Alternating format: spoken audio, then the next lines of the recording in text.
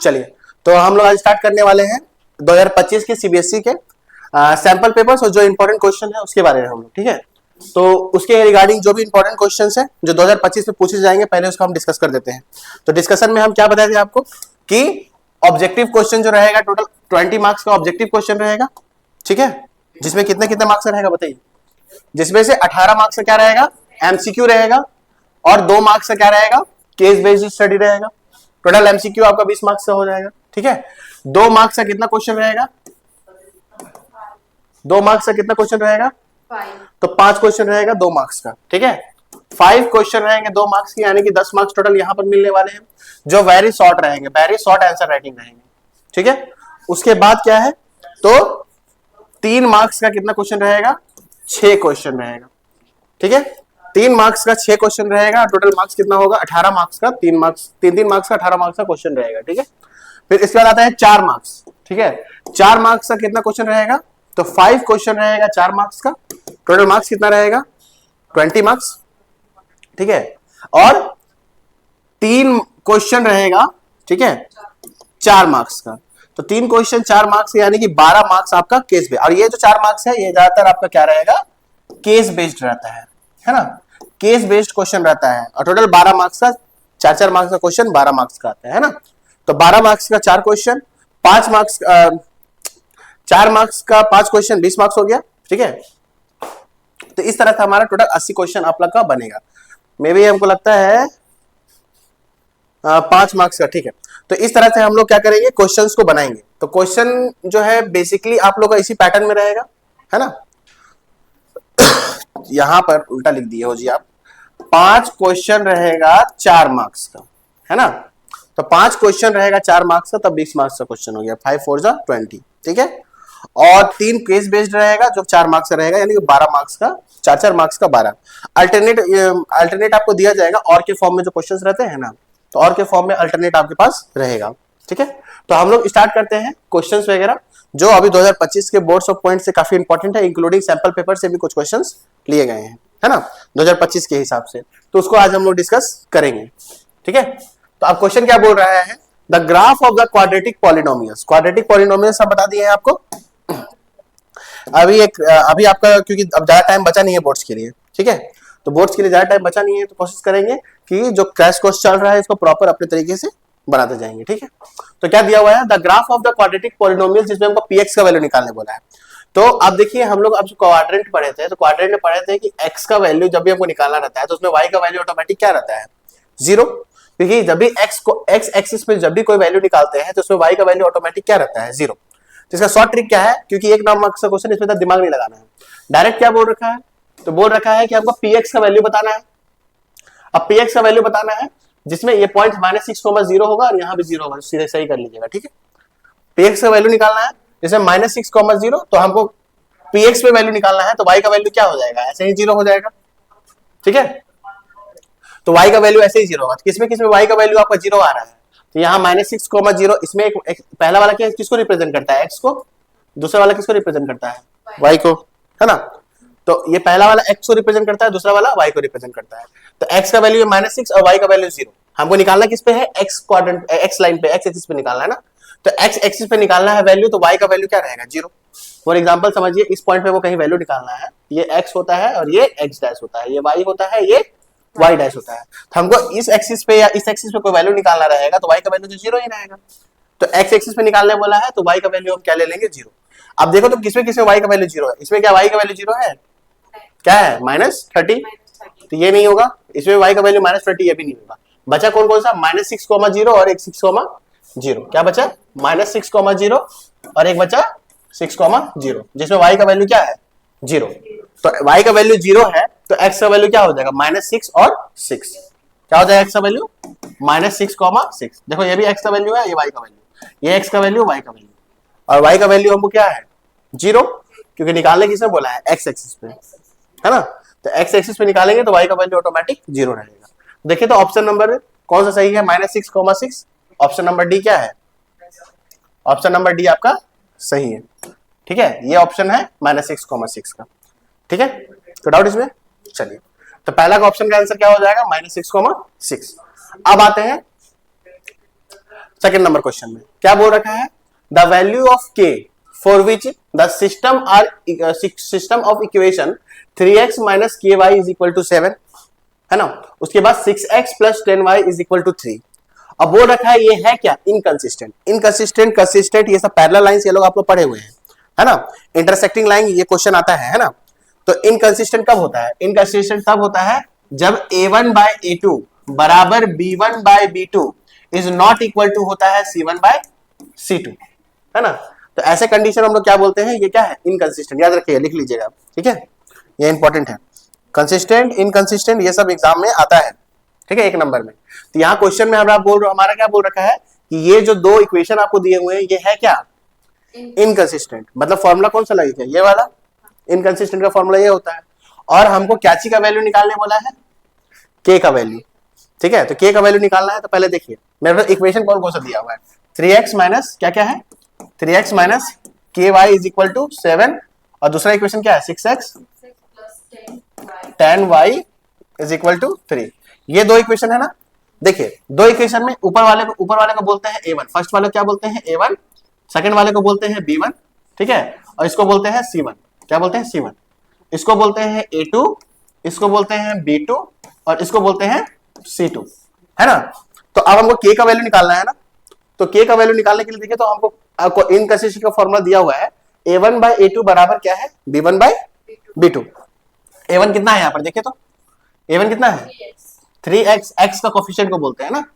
तो x का coefficient यहाँ क्या है 3, तो a1 का वैल्यू कितना हो गया 3 बाय, यहाँ पर a2 कितना है 6 बराबर हो जाएगा b1। b1 क्या है यहाँ पर माइनस के, नेगेटिव है ना, नेगेटिव हमको लेंगे क्या हो जाएगा माइनस के बाय b2 कितना है 10।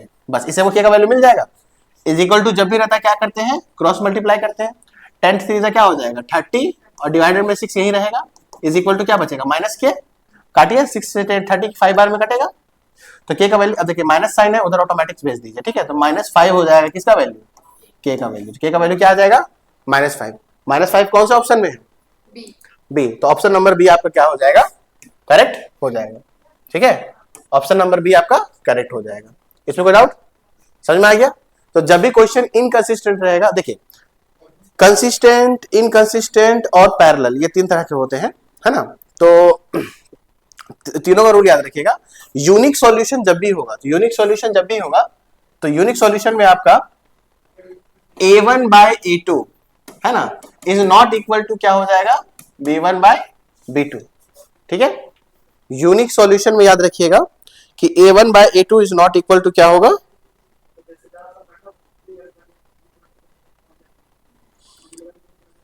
यूनिक सॉल्यूशन में क्या होगा a1 by a2 is not equal to b1 by b2 है ना। ये हमारा क्या दिखाएगा, यूनिक सॉल्यूशन को दिखाएगा। अब पैरेलल लाइन मैनी सॉल्यूशन में क्या होगा, तीनों इक्वल होगा, a1 बाय a2 बराबर b1 बाय b2 बराबर c1 बाय c2 है ना। तो इसको हम लोग क्या बोलते हैं, तो इसको हम लोग बोलते हैं यूनिक सॉल्यूशन, ठीक है। और इसके बाद आते हैं हम लोग तीनों जब इक्वल होगा, a1 बाय a2 बराबर b1 बाय b2 बराबर c1 बाय c2 होगा, तो उस कंडीशन में उसको हम लोग क्या बोलेंगे, तो उसको हम बोलेंगे कोइंसिडेंट लाइन, जिसका हम लोग मैनी सॉल्यूशन निकाल सकते हैं। और इनकंसिस्टेंट वाला तो अभी जस्ट बता ही दिया आपको, ठीक है। बराबर क्या हो जाएगा इसका c1 बाय c2, ठीक है। इसका मेरा क्या, ये फॉर्मूला होता है किसका, यूनिक सॉल्यूशन का, यूनिक सॉल्यूशन। क्वेश्चन आया हुआ है इस बार 2024 में ना इससे, ठीक है। तीनों बराबर होगा तो a1 बाय a2 बराबर b1 बाय b2 बराबर c1 बाय c2, इसका मैनी सॉल्यूशन हो जाएगा, ठीक है। और a1 और यहाँ पर b1 by b2 is not equal to c1 by c2, मतलब इसका क्या हो जाएगा, इनकंसिस्टेंट वाला टर्म आ जाएगा जो अभी हम करवाएं आपको, ठीक है। चलिए अब आते हैं आगे हम लोग। क्वेश्चन नंबर 3 में क्या बोल रहा है, क्वेश्चन नंबर 3 में बोल रहा है which of the following statement is not true. True नहीं है, याद रखिएगा, नॉट ट्रू पूछा है, ट्रू वाला टिक मत कर दीजिएगा, ठीक है। कौन सा स्टेटमेंट ट्रू नहीं है वो पूछा है, ठीक है।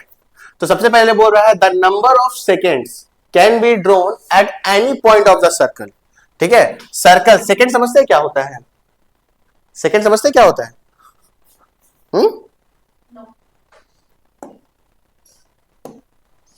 सेकेंड जो होता है आपका सर्कल, मान लीजिए सर्कल है, ठीक है। सर्कल के लाइन को कट करने वाला जो लाइन होता है उसको सेकंड बोलते हैं। देखिए सर्कल के 2 पॉइंट में कट करके निकल रहा है ना, इसको हम लोग क्या बोलते हैं, सेकंड बोलते हैं। तो क्या बोल रहा है कि the number of second can be drawn at any point of the circle. सही बात है, सर्कल के किसी भी पॉइंट से हम लोग सेकंड ड्रॉ कर सकते हैं। कर सकते हैं कि नहीं कर सकते हैं? किसी पॉइंट से, मान लीजिए ये पॉइंट लेते हैं, यहां से भी हम सेकंड ड्रॉ कर सकते हैं, है ना? ये तो सही है, ये ऑप्शन क्या हो जाएगा, ट्रू।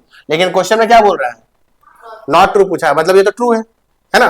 अब क्या बोल रहा है बी नंबर में, only one tangent can be drawn at any point on a circle. ठीक है, किसी भी सर्कल के एक पॉइंट से केवल एक ही टेंजेंट ड्रॉ कर सकते हैं, ये भी क्या है, ट्रू। टेंजेंट किसको बोलते हैं, जो सर्कल के सर्कमफेरेंस को टच करके निकलता है, और जो टच करता है एक ही पार्टिकुलर पॉइंट में टच करता है, इसको हम लोग टेंजेंट बोलते हैं। तो ये भी हमारा क्या हो जाएगा, ट्रू हो जाएगा, है ना? अब थर्ड में क्या बोल रखा है, the chord of the line segment joining two points of the circle. सही बात है, किसी भी सर्कल में अगर आप कॉर्ड बनाते हो तो ये सर्कल के दो पॉइंट को क्या करता है, ज्वाइन करता है, मतलब ये भी क्या है, ट्रू। लेकिन क्वेश्चन में क्या पूछा है, नॉट ट्रू, मतलब ये तीनों का आंसर नहीं होगा, है ना? From one point inside the circle, circle के इनसाइड में मान लीजिए वन पॉइंट हम ले लेते हैं, है ना? Inside the circle only to tangents can be drawn. अब सर्कल, हम क्या बोले, टेंजेंट जो है सर्कल के सर्कमफेरेंस को टच होकर निकलता है, सर्कल के ऊपर वाले पोर्शन टच करके यहां से ऐसे टेंजेंट निकाल सकते हैं, है ना? लेकिन सर्कल के अंदर से क्या टेंजेंट हम ड्रॉ कर पाएंगे, नहीं। टेंजेंट कब ड्रॉ करते हैं, सर्कल के जो केवल टच करके निकलता है ना। तो ये क्या हो जाएगा, फॉल्स, क्योंकि सर्कल के अंदर से तो कोई टेंजेंट हम ड्रॉ कर नहीं सकते हैं। तो ऑप्शन नंबर डी इसका क्या हो जाएगा, नॉट ट्रू हो जाएगा। बाकी ऊपर का तीन क्या है, ट्रू। तो ऑप्शन नंबर डी इसका क्या हो जाएगा, आंसर हो जाएगा। कोई डाउट? चलिए अब आगे बढ़ते हैं हम लोग। अब बोल रखा है क्या, फिफ्थ नंबर में बोल रखा है, if tan theta is equal to 5/2 then find the value of 4 sin theta plus cos theta, 4 sin theta minus cos theta. ठीक है, हाँ 4 नंबर छूट गया क्या, अच्छा 4 नंबर है। देखिए 4 नंबर में क्या बोल रखा है, the radius of the base of the right circular कोन। ठीक है, पहले कोन बनाना होगा आपको। ठीक है, एक राइट सर्कुलर कोन है, ले लीजिए, ये मेरा कोन हो गया, है ना? अब बोल क्या रखा है, the radius of the base of the right circular cone and the radius of the sphere each are 5 centimetre. ठीक है, स्फेयर का रेडियस ले लीजिए और एक राइट सर्कुलर कोन, इन दोनों का रेडियस जो है वो कितना है, 5 सेंटीमीटर। ठीक है, if the volume of the cone is equal to the volume of the sphere, यानी कि वॉल्यूम ऑफ द कोन, यानी कि वॉल्यूम ऑफ कोन जो है वो बराबर है किसके, वॉल्यूम ऑफ स्फेयर के, है ना? वॉल्यूम ऑफ कोन बराबर वॉल्यूम ऑफ स्फेयर दिया रखा है ना?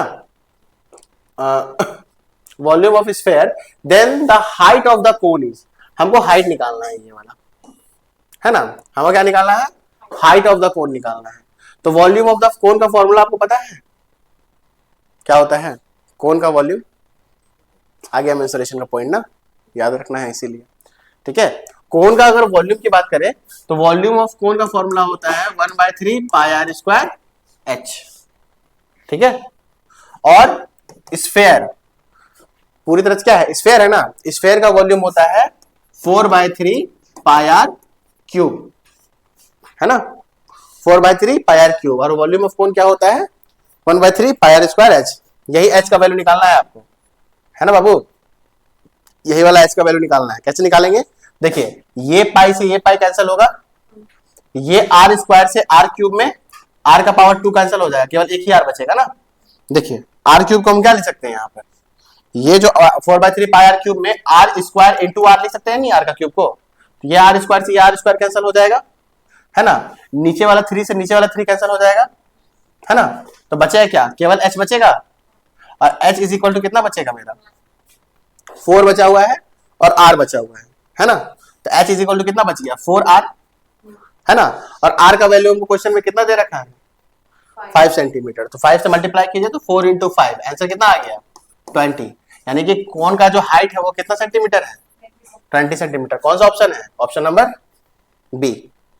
आ समझ में, डायरेक्ट कट कर सकते हैं इसको, बस फॉर्मूला याद रहेगा तभी बनेगा बाबू, याद रखिएगा। ठीक है, इसलिए हम कट करके निकाल दिए। ठीक है, तो एच जो है हाइट ऑफ द कोन, इसका वैल्यू मेरा क्या निकल गया, 20 सेंटीमीटर। चलिए अब आते हैं आगे, फिफ्थ नंबर में क्या बोल रखा है, if tan theta is equal to 5/2 then हमको इसका वैल्यू निकालना है 4 sin थीटा, है ना?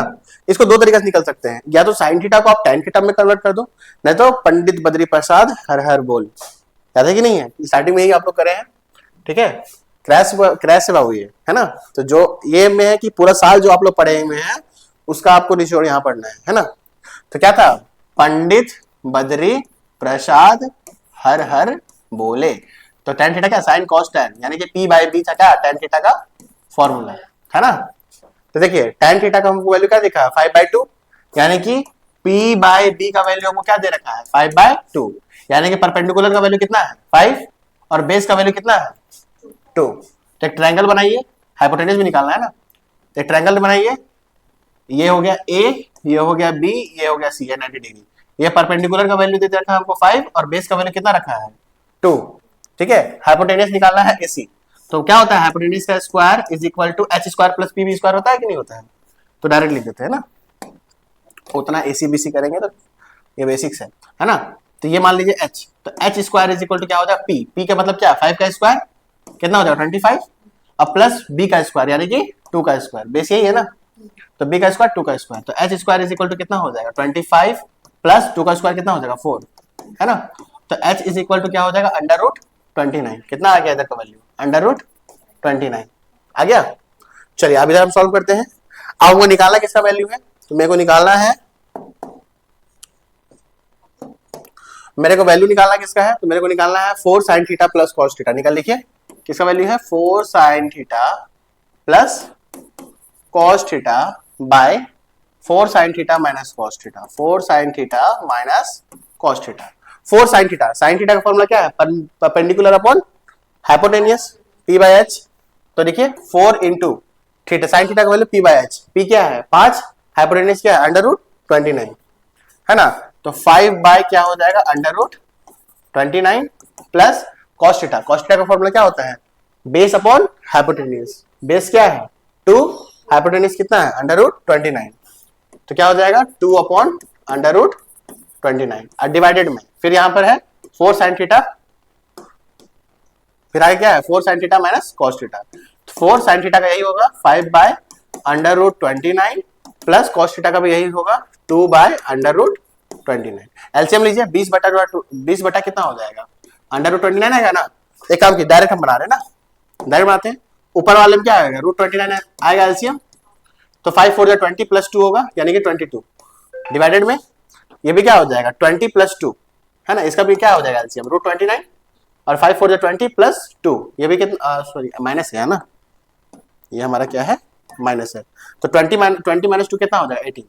देखिए हम बताते ना कोई भी फंक्शन जब a by b by c by d का फॉर्म होता है इसका रेसिप्रोकल कर देते हैं। तो a बाय b को एज इट इज लिखेंगे इनटू c बाय d को हम क्या लिख सकते हैं d बाय c, है ना। तो इसको लिखेंगे तो नीचे वाला कट जाता है, देखिए 29 से 29 कट जाएगा, बचेगा क्या 22 बाय 18, है ना। काटिए 2 से 11 बार में कटेगा, 2 से 9 बार में कटेगा, आंसर कितना आएगा 11 बाय 9। कौन सा ऑप्शन है 11 बाय 9 दिख रहा है आपको कहीं, कौन सा ऑप्शन, तो ऑप्शन नंबर ए इसका क्या हो जाएगा आंसर हो जाएगा, समझ में है ना। तो इस तरह से पहले हम क्या किया हाइपोटेन्यूज निकाले, पंडित बद्री प्रसाद से सॉल्व कर दिए, है ना। आप चाहो तो इसको sin theta by cos theta से डिवाइड करके डायरेक्ट tan थीटा का वैल्यू पुट करके भी निकालेगा तो 11 बाय 9 ही आएगा, उससे भी निकाल सकते हैं कोई दिक्कत नहीं है, ठीक है। चलिए अब आते हैं 6 नंबर में, है ना। 6 नंबर में समझते हैं हम। 6 नंबर में हमारा क्या बोल रखा है, if the given figure a tangent beam, अब यही दिया हुआ है TPQ, देखिए ध्यान रखिएगा डायरेक्ट निकालेंगे ना इसको, हमको TPQ ये वैल्यू हमको कितना दे रखा है 110, ये पूरा TPQ है ना, ये पूरा मेरे को 110 दे रखा है, और POQ का वैल्यू निकालना है, POQ ये वैल्यू मेरे को निकालना है ना, ये वाला वैल्यू निकालना है और ये वैल्यू मेरे को दे रखा है। अब देखिए हम पढ़ाए आप लोगों को सर्कल में कि सेंटर से, है ना, टेंजेंट के ऊपर खिंचा हुआ लाइन कितने डिग्री का होता है 90 डिग्री का, याद रखिएगा। सेंटर से, ये टेंजेंट है ना हमारा, देखिए सर्कल के सरफेस को टच करके जा रहा है, देखिए ये सेंटर है, सेंटर से टेंजेंट पे खींचा गया लाइन कितने डिग्री का होता है 90 डिग्री का, ठीक है। तो अब ध्यान रखिए, देखिए यहाँ ध्यान दीजिएगा ना, तो ये मेरा कितने डिग्री का है, ये मेरा है 90 डिग्री का, ठीक है, और ये पूरे कितने का है 110 का, तो ये पूरा 110 है और ये कितना है 90, तो 110 में से 90 घटाइए कितना होगा 20, तो ये अंदर वाला सर्कल का ट्रायंगल का ये अंदर वाला कितना बचा मेरा 20, ये एंगल छोटू सा कितना आ गया 20, है ना। अब देखिए तो ये मेरा कौन सा ट्रायंगल बन रहा है, आइसोसेलेस ट्रायंगल बन रहा है, ये रेडियस है तो ये भी radius, radius are equal of circle, circle का रेडियस क्या होता है, इक्वल होता है, तो ये 20 तो ये भी क्या होगा, आइसोसेलेस ट्रायंगल से 20 होगा। अब एंगल सम प्रॉपर्टी लगा दीजिए, 20 20 40, 40 में कितना जोड़ेंगे 180 होगा, 180 कितना होता है, 40 में कितना जोड़ेंगे 180 होगा, 140 जोड़ेंगे, तो ऑप्शन नंबर सी क्या हो जाएगा, करेक्ट हो जाएगा। एंगल सम प्रॉपर्टी जानते हैं, ट्रायंगल के तीनों एंगल सम 180 होता है, ये तो आइसोसेलेस ट्रायंगल बन रहा है, ये एंगल 20 है, ये भी 20 हो जाएगा, और तीनों को जोड़ने पे 180 होता है ना, तो 20 + 20 और 140 को जोड़ेंगे कितना, तो यही वाला एंगल निकालना था ना, तो ऑप्शन नंबर क्या हो जाएगा, सी करेक्ट हो जाएगा। कोई डाउट? चलिए अब आगे आते हैं, 7 नंबर में क्या बोल रखा है, a quadratic polynomial having 0 √5/2 and √5/2, ये माइनस है ना, ये माइनस है, ये तो ये माइनस इधर कर दिया, माइनस √5/2 है और एक है प्लस √5/2, है ना, और इसका हमको क्या निकालना है, पॉलिनोमियल यानी कि इक्वेशन, क्वाड्रेटिक पॉलिनोमियल निकालना है। तो क्वाड्रेटिक पॉलिनोमियल्स का फॉर्मूला हम लोग जानते हैं क्या होता है निकालने का, इक्वेशन निकालने का, x² minus alpha plus beta into x plus क्या होता है अल्फा बीटा, यही फॉर्मूला होता है बाबू क्वाड्रेटिक, याद रख लिया फॉर्मूला, याद रख लीजिएगा, ठीक है, पढ़े हैं आप लोग। क्या होता है, x² minus alpha plus beta into x plus alpha beta, ये क्वाड्रेटिक पॉलिनोमियल्स निकालने का फॉर्मूला है, इक्वेशन। तो x² की जगह x² रखेंगे। अब देखिए यहाँ पर पॉलिनोमियल्स में हमको अल्फा प्लस बीटा का वैल्यू कितना दिया हुआ है, -√5/2, ठीक है, और अल्फा इंटू बीटा का value, sorry zeros of the polynomial, sum of zeros नहीं ना है, तो जीरोस ऑफ द पॉलिनोमियल मतलब केवल अल्फा का वैल्यू -5/2 दिया हुआ है और बीटा का वैल्यू कितना दिया हुआ है, √5/2, है ना। तो अल्फा का वैल्यू दिया हुआ है -√5/2 और बीटा का वैल्यू दिया हुआ है √5/2, इसको पुट कीजिए, तो माइनस x² माइनस अल्फा का वैल्यू कितना था, -√5/2 अब प्लस बीटा का वैल्यू क्या है, √5/2 हो गया, और इंटू में x हो गया, अल्फा का वैल्यू पुट कर दिए, बीटा का वैल्यू इंटू x का x, अब plus alpha into beta, alpha into beta में क्या करेंगे, -√5/2 को मल्टीप्लाई कर देंगे प्लस √5/2 से, है ना। तो मल्टीप्लाई कीजिए, तो ये तो मेरा प्लस माइनस करके जीरो हो जाएगा, ये पूरा टर्म खत्म हो गया, ठीक है, क्योंकि नेगेटिव था ये पॉजिटिव था, प्लस माइनस करके खत्म हो गया, ये पूरा टर्म क्या हो गया, जीरो हो गया, तो बचा कितना मेरा x², है ना। अब देखिए प्लस माइनस क्या हो जाएगा, -√5/2 इंटू √5/2, √5 इंटू √5 क्या होता है, 5 होता है ना, और 2 2 से क्या हो जाएगा 4, है ना, तो x² माइनस 5 क्या हो जाएगा 2 is equal to 0, is equal to 0 ले लीजिएगा, ठीक है, ये फॉर्मूला होता है। अब इसको देखिए एलसीएम लिखिए तो क्या आ जाएगा, 2x², एलसीएम आ जाएगा 2 ना, 2 एलसीएम आएगा तो 2x² minus 5 is equal to 0, 0 plus में इधर जाके क्या हो जाएगा, मल्टीप्लाई में, तो खत्म हो गया पूरा टर्म, बचा क्या मेरे पास, आंसर क्या आया, 2x² माइनस 5, ये मेरे पास आंसर आया। तो ऑप्शन नंबर में कहीं 2x² माइनस 5 दिख रहा है, दिख रहा है 2x² माइनस 5 कहीं दिख रहा है, इज इक्वल टू 0 कहीं है ऑप्शन में, नहीं है, क्यों नहीं है, क्योंकि इस बार क्या किया है, थोड़ा सा घुमा दिया है क्वेश्चन को, आंसर आप ठीक निकालिए, मत सोचिएगा आंसर गलत है, ठीक है। तो देखिएगा तो यहाँ पर कि कोई ऐसा नंबर है जो 2 और 5 के मल्टीपल में है, तो 2 और 5 के मल्टीपल में, 2 के 5 मल्टीपल में ये क्वेश्चन हमको दिख रहा है ना, 2 को किससे मल्टीप्लाई करेंगे, 8 आएगा 4, तो मल्टीप्लाइंग बोथ साइड बाय 4, ठीक है, 4 से दोनों तरफ मल्टीप्लाई कीजिए तो ये कितना हो जाएगा, 4 से हम किसको मल्टीप्लाई करेंगे, 2x² माइनस 5 को, इधर भी 0 इंटू 4 कीजिए, तो 4 2 कितना हो जाएगा 8x² माइनस का माइनस 5 4 कितना हो जाएगा 20 इज इक्वल टू 0। अब एक 8x² माइनस 20 कहाँ है, ऑप्शन नंबर, तो ऑप्शन नंबर बी क्या हो जाएगा इसका करेक्ट आंसर। तो हमेशा याद रखिएगा क्वेश्चन में इस बार घुमा के पूछता है, ये मत सोचिएगा कि निकाल दिया तो मैच नहीं हो रहा, गलत बनाए हैं क्या, कभी नहीं, कभी देखिएगा कि निकाले हैं तो यहाँ हमेशा चेक कीजिएगा कि इसका कहीं ये भी दिया है कि नहीं दिया हुआ है, इसका डबल, ठीक है, 2 और जैसे 2 और 5 है ना, तो इसका कोई मल्टीपल भी है कि नहीं ऑप्शन में, हमको दिख गया 2 का मल्टीपल 8 और 5 का मल्टीपल 20, तो मल्टीप्लाई करके निकाल लो, ठीक है, तो ऑप्शन नंबर बी इसका क्या हो जाएगा करेक्ट आंसर हो जाएगा, ठीक है। तो हमेशा याद रखिएगा, फंस मत जाइएगा इस क्वेश्चन में, ठीक है, आपसे वैसे थोड़ा घुमा क्वेश्चन देने लगा है।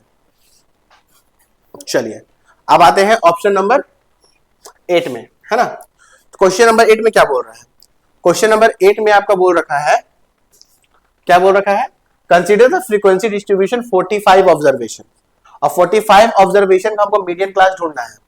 पहले मीडियन क्लास समझ लेते हैं क्या होता है, मीन मीडियन मोड तो पढ़ लिए हैं, सिलेबस तो खत्म हो गया है, क्रैश कोर्स का क्वेश्चन कर लीजिए, मीन मीडियन मोड में देख लीजिए। पहले इसको हम क्या करते हैं, जो हॉरिजॉन्टल है ना इसको वर्टिकल में लिख लीजिए। तो क्या है मेरे पास 0 से 10 बोलते जाइए, 10 से 20 से 40 टू 50 है ना, 40 टू 50 ये है। अब 5 है, 9 है, 10 6 ठीक है। हमको इसका मीडियन क्लास निकालना है। मीडियन क्लास निकालने के लिए आपको हमेशा पता है हम क्या निकालते हैं, क्यूमुलेटिव फ्रीक्वेंसी है ना। तो क्यूमुलेटिव फ्रीक्वेंसी निकालिए इसका। क्यूमुलेटिव फ्रीक्वेंसी में देखिए कैसे निकालते हैं क्यूमुलेटिव, सीएफ कैसे निकालते हैं मीडियन का। इसको तो 5 को एसटीज लिख देते हैं, आप उसके जस्ट नीचे वाले को ऐड करते जाइए। 5 + 9 कितना, 9 + 5 कितना होता है 14, 14 + 15 कितना हो जाएगा 29, 29 + 10 कितना हो जाएगा 39, 39 + 6 कितना हो जाएगा 45, इस तरह से है ना। तो इस तरह से हम लोग क्यूमुलेटिव फ्रीक्वेंसी इसको एसटी लिखते हैं, उसके नीचे वाले ऐड करके हम लोग लिखते जाते हैं है ना। तो इसको लिख के यहाँ पे लिख देंगे, फिर इसको लिख के यहाँ पे लिख देंगे, इसको लिख के यहाँ पर ऐड करते रहते हैं ना। और याद रखिएगा कि 45 ऑब्जर्वेशन यहाँ बोला था ना हमको, है तो नंबर ऑफ टर्न्स देखिए इसको ऐड कीजिए 45 आएगा, ये दोनों हमेशा इक्वल होता है ना। ये n का वैल्यू होता है नंबर ऑफ टर्न्स, ठीक है। तो ये n का वैल्यू और क्यूमुलेटिव फ्रीक्वेंसी, ये लास्ट वाला हमेशा आपका क्या निकलेगा, इक्वल निकलेगा। ये भी 45 और ये भी 45। अब बोल क्या रखा है हमको कि हमको क्या निकालना है, इसका मीडियन क्लास निकालना है। तो मीडियन क्लास कैसे निकालते हैं, तो मीडियन का फॉर्मूला हम जानते हैं क्या होता है। तो मीडियन का जो फॉर्मूला होता है वो क्या होता है, L + n/2 - CF/F × H। लेकिन इतना यूज नहीं करना है हमको, हम मीडियन बोला है बस n/2 से हम निकाल लेंगे है ना। बस ये फॉर्मूला हम बता दिए एक्स्ट्रा में कि आप लोग याद रखिए। जैसे n/2, n क्या है यहाँ पर 45, तो 45 का बाई 2 करेंगे तो 45/2 तो वैल्यू कितना आता है 22.5 है ना। तो 22.5 जो है इसका क्या है मीडियन क्लास।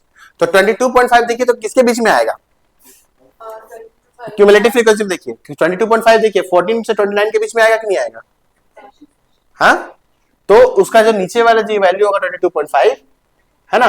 वैसे देखिए ना 20 से 30 के बीच में 22.5 आ रहा है, तो 22.5 किसके बीच में आता है 22 30 के बीच में। और हमको इसका कौन सा लिमिट निकालने बोला है, अपर लिमिट। इसको बोलते हैं हम लोअर लिमिट 20 को, और ये बड़ा वाला को वैल्यू बोलते हैं अपर लिमिट। तो हमको मीडियन क्लास मिल गया ना, ये पूरा जो है ना ये मीडियन n/2 से हम क्या किए मीडियन ढूंढ लिए। तो मीडियन किसके बीच में आ रहा है 20 to 30 के बीच में। तो 20 to 30 के बीच में मीडियन आ रहा है। तो यहाँ देखिए तो मेरे पास मीडियन का अपर लिमिट बोला है, तो ये मेरा लोअर लिमिट होता है, ये अपर लिमिट। अपर लिमिट में आंसर देखिए तो 30 है ऑप्शन में।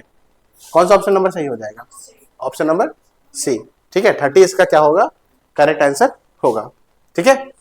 ये पूरा डिटेल में बता रहे हैं, आप लोग डायरेक्ट एक बार पूछ सकते हैं। 45 का आधा 22.5 होता है, 22.5 20 to 30 के बीच में होता है, 30 इसका क्या हो जाएगा अपर लिमिट हो जाएगा है ना। इधर वाले को लोअर लिमिट, ये छोटा है ना, और अपर लिमिट किसको बोलते हैं बड़े वाले को बोलते हैं, ठीक है।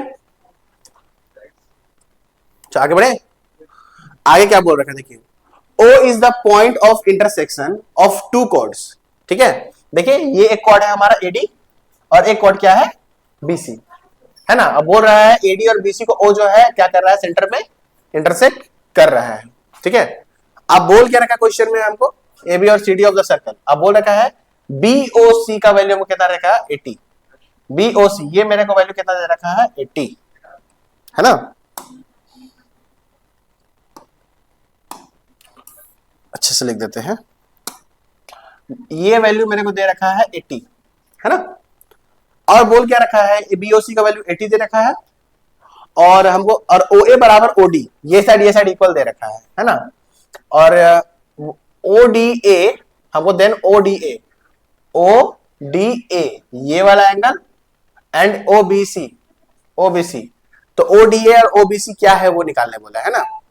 तो ODA और OBC निकालने के लिए पहले हमको ट्रायंगल देख लेते हैं, ठीक है। OBC ये वाला एंगल हो गया और ODA ये दोनों के बीच में क्या रिलेशन आपको बताना है ना। ODA और OBC के बीच में आपको रिलेशन बताना है। तो कैसे बनाएंगे, तो देखिए तो ये दोनों क्या है पहले हमको निकालना पड़ेगा। तो हमको पता है कि ये एंगल और ये एंगल क्या है इक्वल है, क्यों, क्योंकि AOD जो है क्या बना रहा है आइसोसेलेस ट्रायंगल बना रहे हैं है ना जी। देखिए बड़ा सा समझा दे रहे हैं, बड़ा सा करके है ना। ये मेरा कट रहा है, ये मेरा कट रहा है, ये मेरा यहाँ है और ये मेरा BC है, ये मेरा A है, ठीक है, ये मेरा D है, ये मेरा O है, ये मेरा C है और ये मेरा B है ना। ये मेरे को 80 दे रखा है 80, ये साइड मेरे को इक्वल दे रखा है।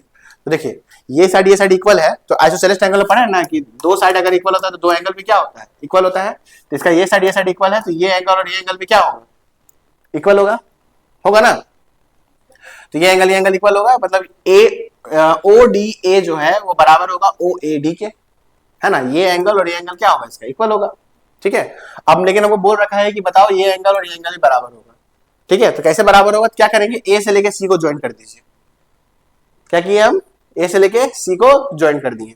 तो ज्वाइन करने से हम एक थ्योरम पढ़े हुए हैं कि कॉर्ड से circumference of the centre circle पे, सर्कल के सरकमफेरेंस में जो एंगल बनता है सेम कॉर्ड से, वो दोनों आपस में क्या होता है, इक्वल होता है ना, होता है कि नहीं होता है। तो ये इक्वल तो हो जाएगा, कोई दिक्कत नहीं है। तो ये देखिए, तो ये मेरे पास 80 है, तो वर्टिकल अपोजिट एंगल से ये भी कितना हो जाएगा, 80, है ना, क्योंकि ये साइड इक्वल है, ये साइड बचा कितना, ट्रायंगल का तीनों एंगल सम कितना होता है, 180। 180 में कितना है, ये 80, और ये दोनों इक्वल है, मतलब ये कितना कितना हो जाएगा, 50-50, क्योंकि 50-50 100, 100 और 80 क्या 180 है, क्योंकि ये दोनों एंगल इक्वल है। तो 100 को दो बराबर भाग में बांटिए, कितना बटेगा, 50-50 में। तो 50-50 निकल गया। अब ये 50 हम जानते हैं कि कॉर्ड से एंगल जो सबटेंड होता है कहां पर, सरकमफेरेंस ऑफ द सर्कल पे। देखिए ये कॉर्ड है ना एसी, इसी से देखिए यहाँ पर भी एंगल बन रहा है और इस सरकमफेरेंस में भी एंगल बन रहा है, मतलब ये 50 तो ये भी क्या हो जाएगा, 50 होगा। अब ये 80 और ये 80 है, ये 50 है, तो ये भी क्या हो जाएगा, 50। ट्रायंगल एंगल सम प्रॉपर्टी लगाइए, किसमें, ओ बी सी में। तो 80 + 50 में 85 जोड़िएगा तो क्या होगा, 180 आएगा, है ना। तो देखिए, तो यहां पर देखिए तो क्या दिख रहा है आपको कि दो एंगल इसका इक्वल है, हाँ, और तीसरा एंगल क्या है, 80-80 है। तो क्या कौन सा एंगल होगा, ये आइसोसेलेस ना, दो एंगल इक्वल दिख रहा है ना। तो ODA और OBC, है ना, ODA और OBC ये दोनों क्या होगा, आइसोसेलेस ट्रायंगल, है ना। अब देखिए आइसोसेलेस में भी देखिए ये तो इक्विलेटरल और सिमिलर तो होगा नहीं, नॉट सिमिलर वाला होगा नहीं। अब बचा आइसोसेलेस एंड सिमिलर और आइसोसेलेस बट नॉट सिमिलर, है ना। तो सिमिलर में देखिए तो ये एंगल इक्वल आ रहा है, ये एंगल इक्वल आ रहा है, और ये एंगल इक्वल आ रहा है, मतलब आइसोसेलेस और क्या हो जाएगा, सिमिलर हो जाएगा, ठीक है। आइसोसेलेस और सिमिलर हो जाएगा। चलिए अब आगे बढ़ते हैं। अब क्या बोल रहा है, अब ये सब इजी क्वेश्चन है, ये सब आप ट्राई कीजिए, सब 1 नंबर का है ना। जिसे फंसिएगा वो क्वेश्चन हम बता देते हैं आपको। जैसे कि यहाँ क्या बोल रहा है, ये सब तो बन जाएगा, ये तो डिस्क्रिमिनेंट फॉर्मूला से निकल जाएगा, आपको कोई दिक्कत नहीं होगा, है ना। वैसे देखिए बता ही देता 10 नंबर ना। 10 नंबर क्वेश्चन क्या बोल रहा है, देखिए 10 नंबर क्वेश्चन आपको बोल रखा है, the roots of the quadratic equation x² + x - 1 = 0, ठीक है। तो x² + x - 1 = 0 हमको दे रखा है क्वाड्रेटिक इक्वेशन का। तो बोल रखा है बताइए ये इरेशनल है या डिस्टिंक्ट है, नॉट रियल है, रेशनल डिस्टिंक्ट है, रियल या इक्वल है ना। तो हम कैसे निकालेंगे ये roots of the quadratic equation में, तो देखिए समझिए यहाँ पे, ठीक है। तो रूट्स निकालने के लिए हम जानते हैं मेरे पास इक्वेशन क्या है, मेरे को इक्वेशन दे रखा है x² + x - 1 = 0, यही दे रखा है ना। अब देखिए अब डिस्टिंक्ट निकालने के लिए क्या करते हैं हम लोग, डिस्क्रिमिनेंट का फॉर्मूला लगाते हैं। डिस्क्रिमिनेंट का फॉर्मूला क्या होता है, d = b² - 4ac, है ना। तो b² - 4ac, ये वाला x का कोफिशिएंट 1 है, ये भी x का कोफिशिएंट 1 है, और यहाँ का कोफिशिएंट क्या है, -1, है ना। तो b² यानी क्या हो जाएगा, 1 का स्क्वायर - 4 × ac, a कितना है यहाँ पर, 1 × c कितना है यहाँ पर, -1। तो एक काम करिए यहाँ पे, ये तो रेशनल तो हो ही जाएगा, प्लस डिस्क्रिमिनेंट में ये लग जाएगा आपका वैल्यू।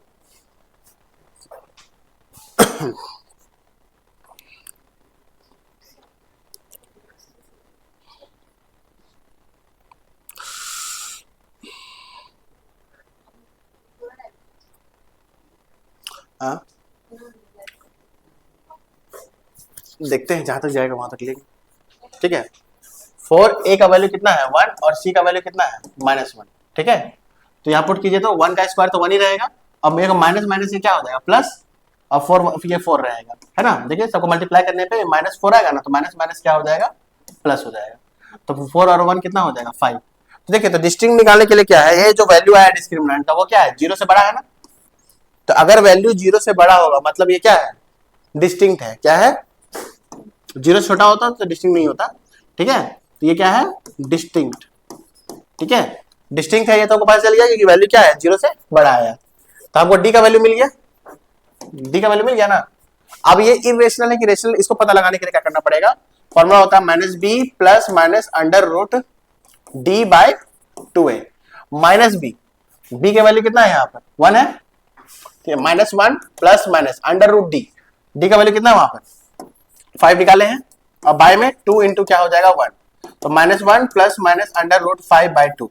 देखिए तो कोई भी इरेशनल नंबर में कुछ भी ऐड कीजिए सब्ट्रैक्ट कीजिए, वैल्यू क्या रहता है, इरेशनल आता है।